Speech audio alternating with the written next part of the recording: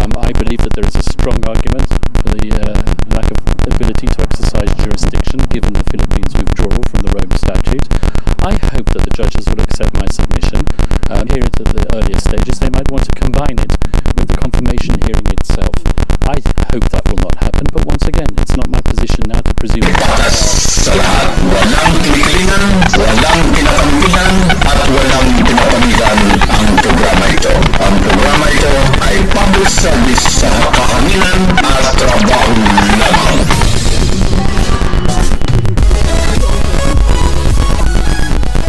As I said, it's the job of any counsel at the International Criminal Court, not just, well, if you know me well, I never sleep. Oh. But you've handled other ICC cases. What is your estimate as to how long this will take? I can't estimate, really. I really can't. All I can do is say that we will make the submissions, and I hope that those submissions will be accepted by the judges. But what's the difference between handling this particular case and other cases? As clients. With a show of this much Filipinos coming from all over the world here at the ICC detention facility, compared to the other cases you've handled in the past, is this the first time you've seen a turnout like this? Please don't be offended, but no, not really. Oh, really? What, and in other cases as well. When a case gets to a critical stage, and the support from people has happened quite frequently in this court. There was numerous African cases where supporters have turned out to support their various, how can I put it, suspects who are detained in this building here. Does that have any impact, negative or otherwise, on the proceedings? Well, it can have a negative impact on the proceedings if, as I said, the media or the supporters turn against the judicial process, and the judicial process must be respected. As I've said, this issue is the subject of intense debate in the Philippines, but let's just put the politics on one side and the judicial process on the other side.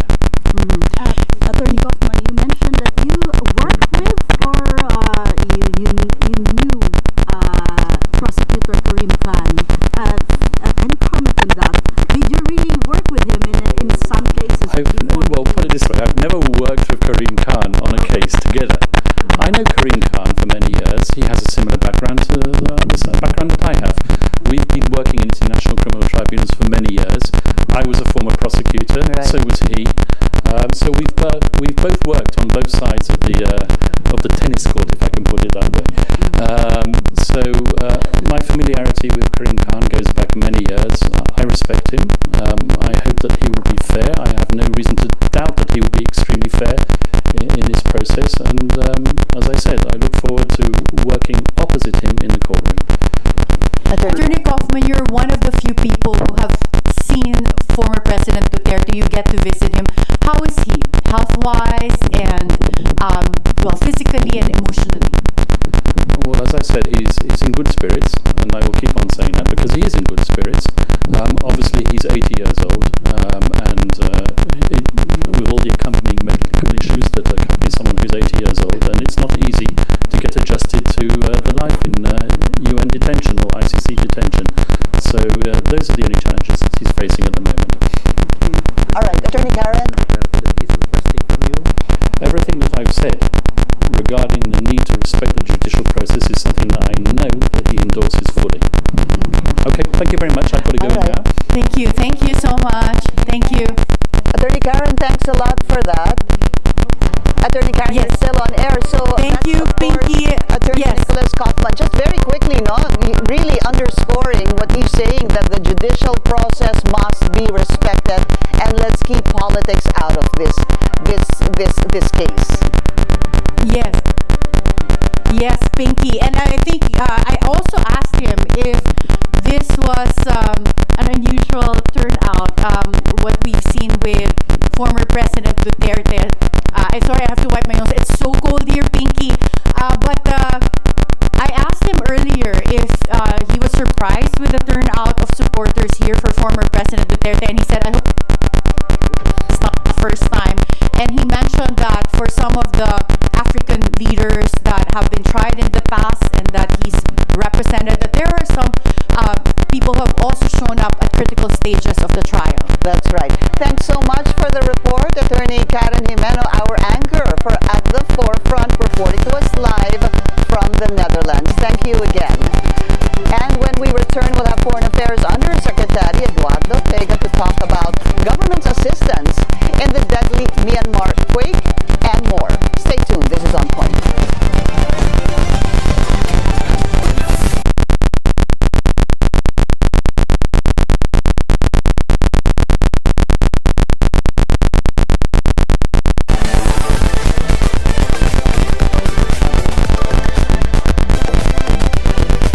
PDP Laban senatorial aspirant Attorney Raul Lambino has positioned himself as one of the staunch legal defenders of former President Rodrigo Duterte amid the latter's arrest last Tuesday.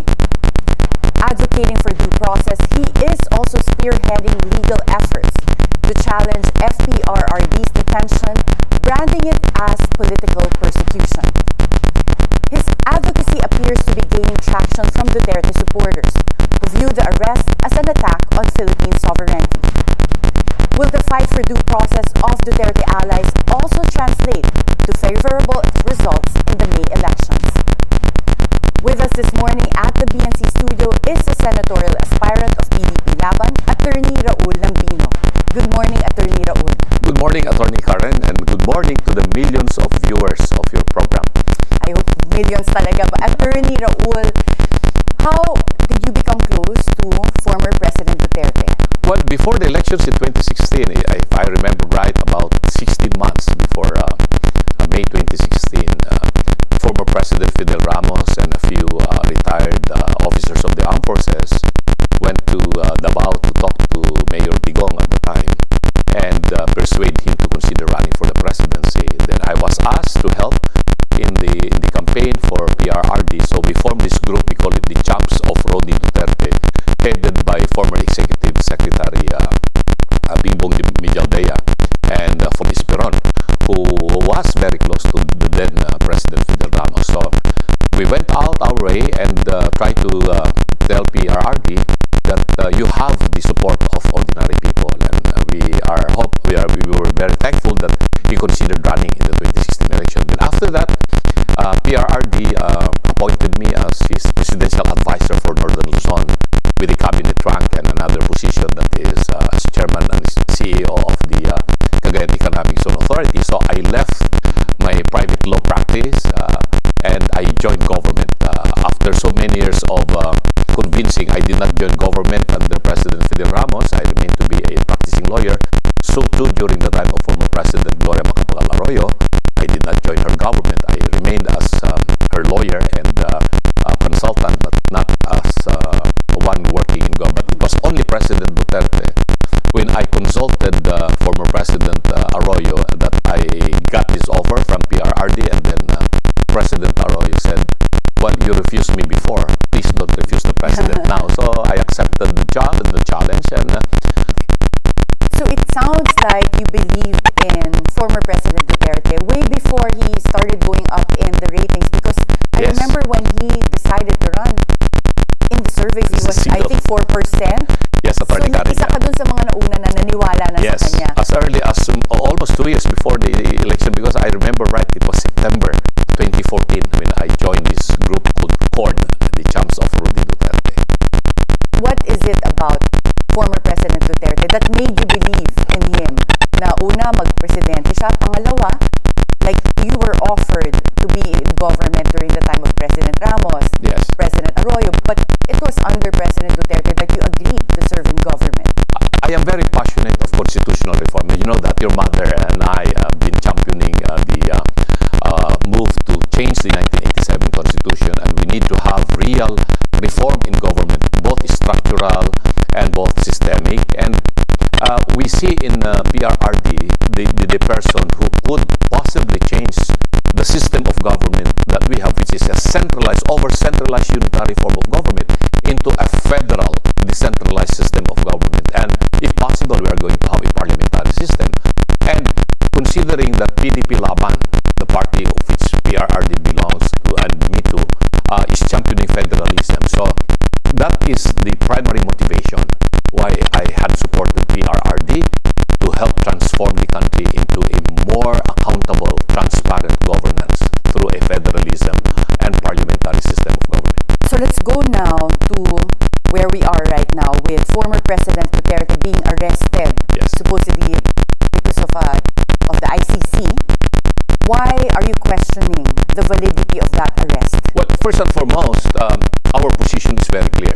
And as a lawyer, that is also my personal position, that ICC has no jurisdiction anymore to any Filipino citizen or to any resident in the Philippines, whether he is a Filipino or not, but he is in the Philippines, that ICC doesn't have any jurisdiction over any person who is in the Philippines since 2019, when the Philippine government opted to get out of the International Criminal Court. You see, there are more than 60 countries all over the world who are not members of the ICC, including the United States, Russia, China, Israel, and Indonesia, Pakistan. These are very big countries, powerful countries, and they say that it is really a surrender of sovereignty, diminution of the right of a state to be a sovereign nation if you will be under the ICC. And given that we have already get out of the ICC, whatever investigations that were conducted prior to the 2019 year that we get out of the ICC should be considered no longer valid. We studied that in law, Attorney Karen. No? We have this principle of ex post facto law. Cannot apply ex post facto. Yes, it is fatal. Ang programa ng legislation ay tumatalakay sa may subang kasalukuyan at nakapanahon. Mapapolitika, mapapininon, mapakomentaryo at balita, ang programa ito'y patas sa lahat. Walang kinikilingan, walang pinapanggulan, at walang pinapanigan ang programa ito. Ang programa ito ay public service sa kahanginan at trabaho lamang. This was ratified by the Senate. And 2019, we have an existing judicial system. We have a working, effective judicial system. Investigations were already done from 2011 to 2016 against Maxtin, against Mayor Duterte at that time, of the alleged crimes in Davao City. Who investigated this? The Secretary of Justice, Laila de Lima. They were in power. They had done everything they could. So are you saying that those investigations did not lead to any cases being Yes. filed? did not lead to any cases filed, and very clearly under the principle of complementarity pursuant to the Rome Statute itself, and that is provided for under Article 17 of the Rome Statute, that if the state has investigated or prosecuted, then cases in the ICC pertaining to this matter would be inadmissible. Well, what can you say about the statement of the DOJ, Department of Justice spokesperson, said yesterday, Nico Clavano? He said that the fact that the Philippines cooperated with the ICC and Interpol's request shows that we have a working judicial system. From a lawyer's perspective, do you think that it's kind of contradictory with this principle of complementarity that is one of the jurisdictions? I'm really shocked, etc., that we only have to act on the request of the Interpol. Now, the Undersecretary of Justice said, no, they cooperated. No. Department of Justice is not a court. Hindi po ito korte, hindi po ito judicial authority. The only judicial authority here would be the entities under the Supreme Court, from the Supreme Court down to the Municipal Trial Court. That is the meaning of judicial competent authority in the Philippines, because the Department of Justice is the prosecutorial arm under the Executive Department. It's not under the Judicial Department, and therefore it could not properly act under Article 59 of the Rome Statute of the International Criminal Court. So it was wrong. And the statement of the good Undersecretary, they are part of what I call the large-scale government conspiracy to kidnap Rudy Duterte. Because purely this is kidnapping. If you are going to take a look at the circumstances that led to the banishment of PRRD to the Netherlands, from the arrest, detention, and the forcible taking out of Duterte, that is pure and simple kidnapping.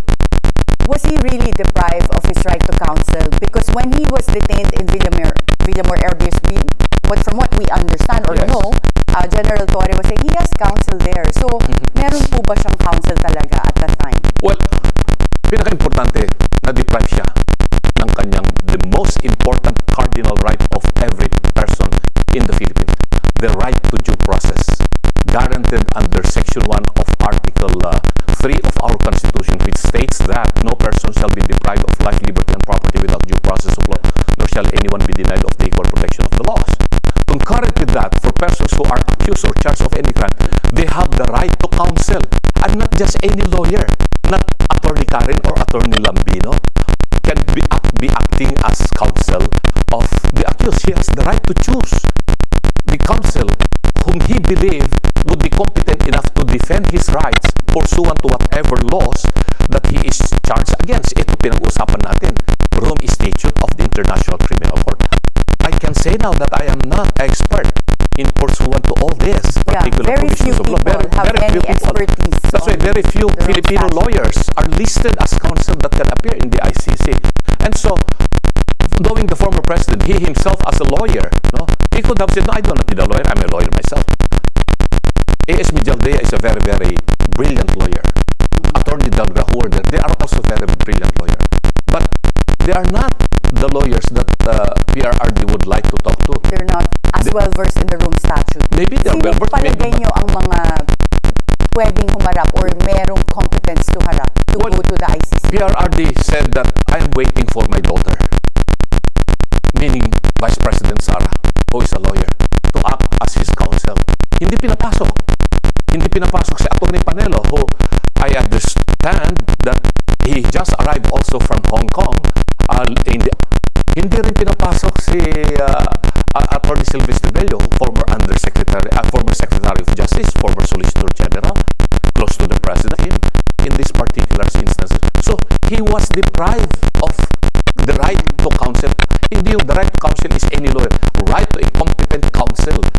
Itinuturo natin ito sa constitutional law, Attorney Karen, and I've been teaching this for 20 years. And in series of decisions of the Supreme Court, the right to counsel is the right to a competent counsel.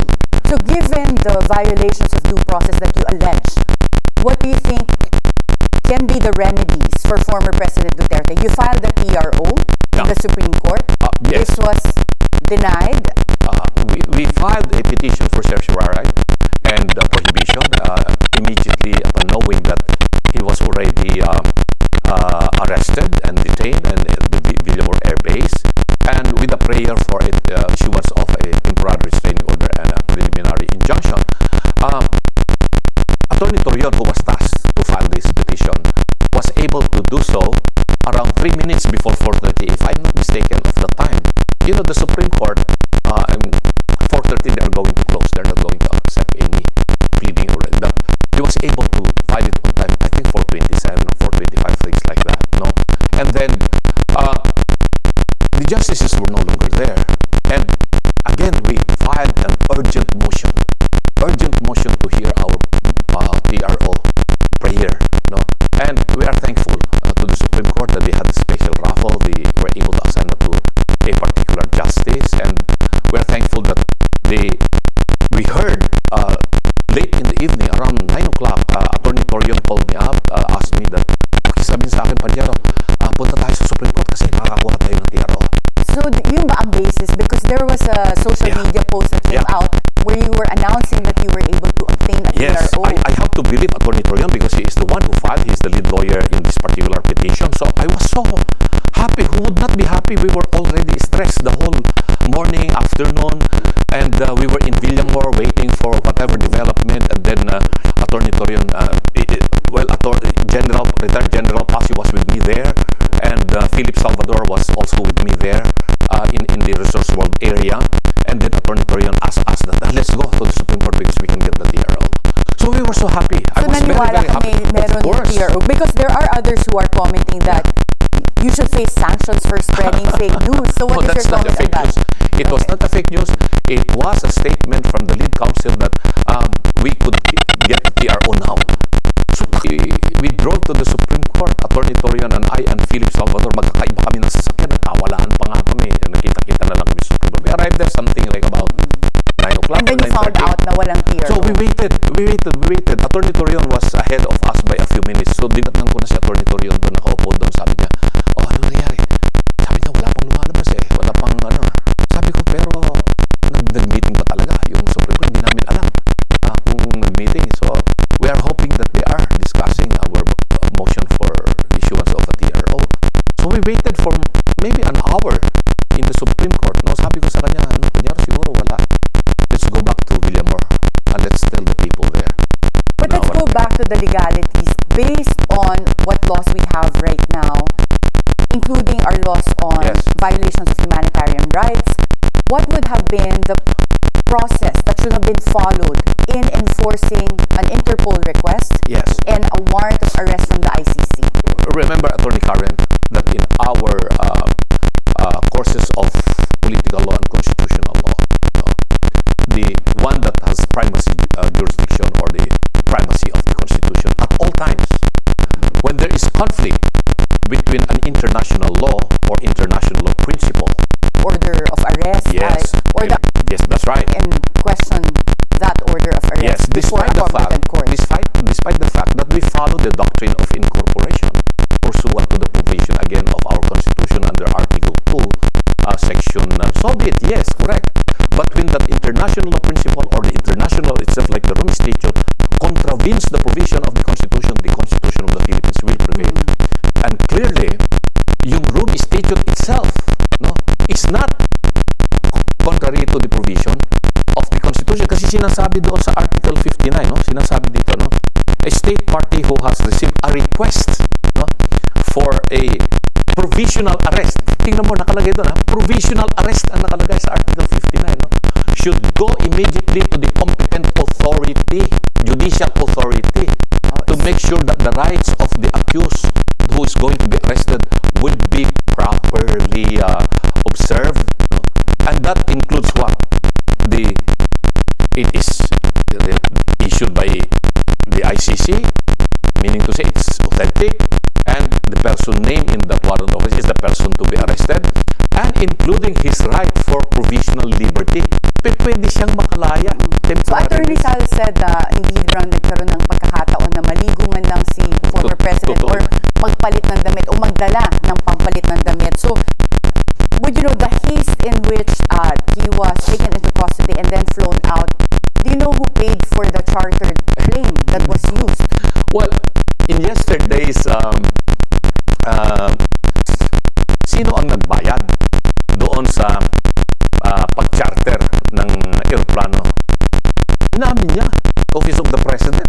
I think that is recorded. And for how much, we do not know. Some are speculating that it could be more than 5 million or 7 million. Sinong may-ari ng chartered plane? May mga chismis, may mga rumor na sinasabi nila pag-aari ng isang congressman. Pero yung congressman yata, dininay na niya na sa kanya yung aeroplano na ginamit. Kung sino man yun. Pero ito ang maliwanag. Bakit nagmamadali talaga sila? Meron because based on the ICC, yes, I think from what we know, if ICC were to enforce an order of arrest, meron daw commercial flights, meron daw isasakay. Meron naman kung via wherever, Dubai, Singapore, Tokyo, China, pwede ka naman makarating sa Europe via commercial flight. As early as 2:00 pa lang ng hapon, ay talagang pinagpipilitan na nilang isakay sa aeroplano si PRRD. One thing is certain, gusto lang nila talagang matanggal na si PRRD dito sa political equation. Dahil sa kampanyang ito, wherever we go, all over the Philippines, Visayas, Mindanao, and even Luzon, pag dumating ang isang digong, tatay digong, sa rally or sa meeting na yun, dinadagsan ng mga tao. Hindi namin kailangan maghakot. Basta alam nilang darating ang digong. And we have seen that in the few rallies that we went together, including in Hong Kong. Kaya, yun ang kanilang kinatatakutan siguro dahil gusto nila walang manalo sa amin sa PBB laban. That's the reason, one of the primary reasons, that's why they have to remove Tatay Digong immediately. There are reports that 10 others, including Senators Bato de la Rosa and Senator Alan Peter Cayetano, are also being charged or have been charged by the ICC. Are you aware of these cases? I heard also that there are that were filed in the ICC that would be resolved. But ito klarong-klaro sa ating saligang batas. Kahit na dito na lang sa Rome Statute na pinag-uusapan natin. Under the principle of state itself, like Philippines, no, cannot investigate or cannot prosecute these cases under its existing legal system, then the ICC is the court of last resort. Nakalagay yan. Last resort, yeah. The court of last resort. Pero hindi. Meron tayong umaandar na wheel of justice dito. Pero ito na nga, sinasabi na nga ng undersecretary na malakas yung ating kwan eh. He is even acting that he is the competent or judicial authority. Paano Attorney Raul, I'll ask you as a lawyer, don't you see that also as a predicament? Meaning, the judicial system, if it were functioning, then it would be the government's responsibility to prosecute these cases, which would be the DOJ. Yes. So, the Quadcom hearings we've had, from other reports after the Quadcom hearings concluded, there were statements that they would recommend the filing of certain cases based on the Quadcom hearings, and former President Duterte also appeared in those hearings. So, Correct. parang yung bola is in the court of the Philippine government to file those cases. So, to the extent that they can say that kailangan ICC na mag-take jurisdiction, it's the same principle of complementarity that if they say that there are no cases filed here, there's no, or ICC says na walang functioning judicial system because there is no genuine prosecution, then doesn't that point to also this government as not doing anything to prosecute? Parang bang, what I'm saying is, yung ability to withhold the prosecution is what also would give ICC jurisdiction. That's to simplify that statement. First and foremost, you cannot surrender your sovereignty. So that is already admission. Sinurrender na natin ang Pilipinas at ang karapatan ng taong bayan sa mga banyaga. Iabulis na natin itong bansang ito kung ganun din lamang. At maging ano na lang tayo. Maging ano na lang, vassal state na lang. Even in international news, I've been watching them and articles as well, where there have became the ICC arrest came at a time where there's